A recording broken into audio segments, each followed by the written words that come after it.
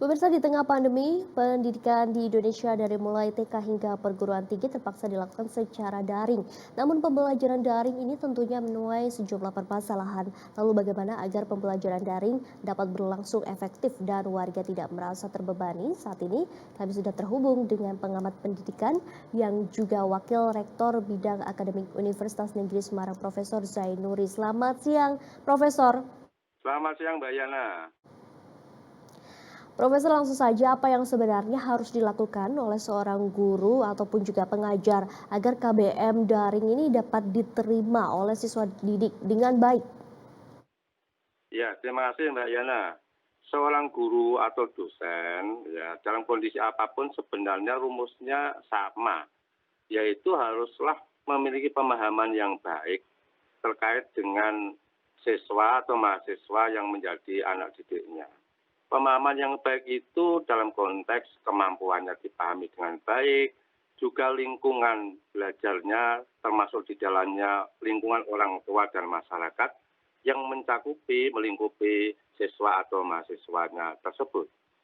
Setelah guru atau dosen tersebut memiliki pemahaman yang baik, tentu dalam konteks pembelajaran daring ini yang harus disiapkan adalah bahwa dosen atau guru tersebut harus memiliki pemahaman yang baik terhadap atau terkait dengan konsep-konsep esensial yang mestinya diajarkan.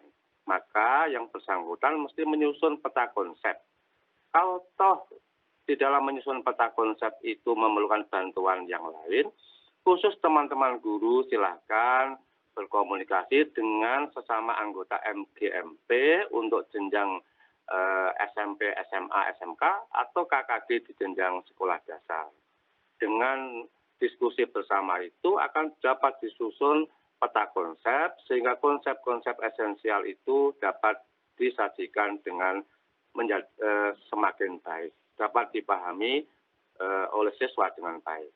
Selama ini yang sering kita dengar adalah bahwa guru-guru kita nampaknya harus perlu lebih disiapkan agar tidak semata-mata tugas-tugas yang kemudian didelivery kepada siswa-siswa kita, tetapi di samping tugas tentu diskusi-diskusi terkait dengan penyampaian materi itu juga harus didorong agar bisa dilaksanakan dengan sebaik-baiknya. Konsep pembelajaran daring itu tentu dimulai dari pemberian materi, kemudian ada diskusi yang sifatnya interaktif, lalu kemudian dilanjutkan dengan penugasan. Kalau kesemuanya itu bisa dilakukan, walaupun memang belum ideal, nampaknya dapat mengurangi hal-hal yang selama ini menjadi persoalan di dalam pembelajaran daring. Profesor, ini menarik karena tadi Anda juga menyatakan terkait dengan harus atau sebaiknya ada diskusi interaktif. Yang masih dikeluhkan oleh orang tua siswa adalah di sistem daring ini siswa hanya dijejali tugas-tugas tanpa ada kemudian penyampaian materi dari guru, kemudian juga tidak adanya ruang-ruang diskusi interaktif ini sehingga orang tua kesulitan untuk mengajari anak ketika mencari materi yang harus diselesaikan dalam tugas-tugas tersebut. Ini artinya yang harus dievaluasi sistemnya kah atau apa? Ya, antara teman-teman guru, Bapak Ibu guru dan sistem itu kan tidak boleh ada yang lebih dipentingkan. Kedua-duanya harus berjalan secara bersama-sama. Bapak Ibu guru dengan organisasinya mendesain terkait dengan substansi materinya. Beberapa waktu yang lalu, Mbak Yana pernah dengar ada isu kemungkinan revisi kurikulum yang itu kan butuh waktu. Tentu dalam kondisi yang sekarang ini, pandemi COVID-19 ini, yang lebih harus dipentingkan adalah desain material tadi yang disusun bersama-sama para guru tadi, yang dibimbing oleh para pengawas di masing-masing dinas pendidikan dan kebudayaan di kabupaten kota. Nah, di dalam penyusunan tadi tentu tidak semata-mata pada penyajian materi, tetapi diskusinya, diskusi yang sifatnya interaktif menggunakan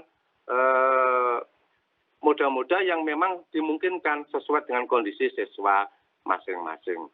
Dan kemudian Mbak Yana dan para pemirsa yang saya hormati, bahwa seorang guru juga dapat di dalam menyajikan penugasan-penugasan itu tidak semata-mata untuk menyelesaikan soal-soal yang kemudian oleh orang tua dikesankan menjadi beban yang semakin berat, tetapi dalam bentuk lembar kerja siswa yang itu juga sifatnya interaktif, yang memformulasikan model-model pembelajaran interaktif juga, misalnya problem based learning, project based learning, atau model-model pembelajaran interaktif yang lainnya yang itu dapat disajikan dalam bentuk-bentuk penugasan yang tidak selalu membosankan.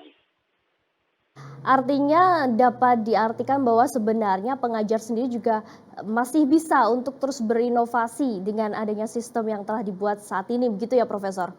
Masih sangat memungkinkan dan sangat terbuka. Namun memang harus kita akui, pandemi ini kan membuat gagap semua. Jadi karena memang tidak pernah diduga sebelumnya. Namun demikian, dengan kondisi yang berkepanjangan ini, saya kira bisa dimulai di dalam skop yang lebih kecil di sekolah, yang kemudian diperluas dalam organisasi MGMP atau KKG, yang kemudian difasilitasi oleh pengawas dan dinas pendidikan.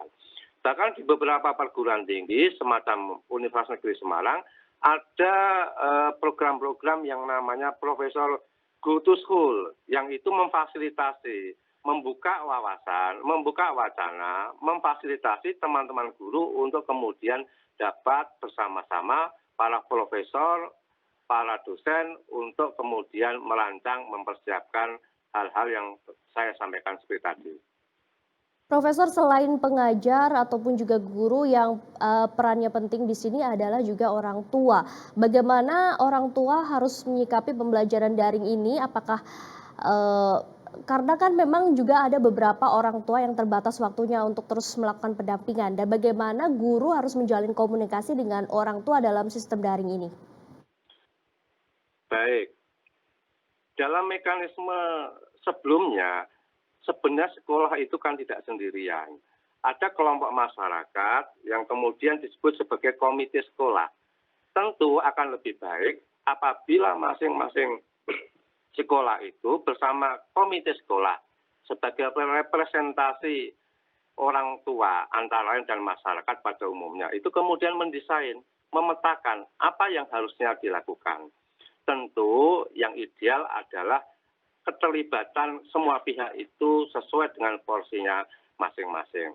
Dengan dirumuskan pembagian tugas secara baik, akan lebih baik saling melengkapi antara pihak sekolah maupun pihak komite sekolah, orang tua, dan masyarakat. Saya kira tidak ada sesuatu hal yang tidak bisa dibicarakan sepanjang memang semua bisa duduk bersama.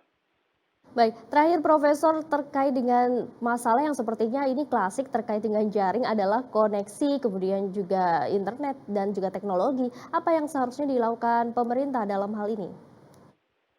Ya, ada hal-hal yang sifatnya given tidak bisa diubah, ya tentu misalnya persoalan yang terkait dengan boundary geografi sinyal kan begitu. Namun demikian, ada hal-hal yang sifatnya bisa mengakselerasinya, misalnya sebagaimana yang sering disampaikan oleh Pak Menteri terkait dengan dana BOS, silakan digunakan untuk mendorong agar pembelajaran daring ini dapat bisa lebih dioptimalkan. Pengalokasian dana BOS sesuai dengan peruntukannya tentu dapat mengakselerasi, dapat mengoptimalkan terkait dengan bantuan kuota khususnya untuk Bapak Ibu guru maupun untuk siswa-siswa kita apabila memang memungkinkan dari sisi jumlah itu.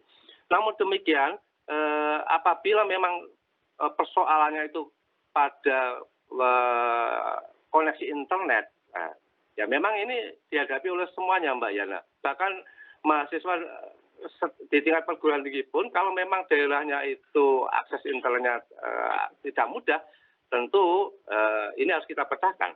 Maka yang juga harus kita pikirkan adalah bahwa yang namanya pembelajaran daring itu kan bisa saja menggunakan mekanisme materi tunda, kan begitu. Yang sifatnya bisa di-download, kemudian bisa dipelajari untuk waktu yang berikutnya. Tidak harus interaksinya itu secara langsung, tetapi juga tidak secara langsung, sehingga memberikan kesempatan yang lebih luas kepada semua siswa kita itu untuk terlayani aksesibilitasnya terkait dengan materi pembelajarannya. Baik, kita harapkan tentunya sistem pembelajaran daring ini dapat terus berjalan dengan lebih baik lagi, tidak ada kendala. Terima kasih Profesor Zaiduri telah bergabung bersama kami di Metro News. Selamat beraktivitas kembali, selamat siang.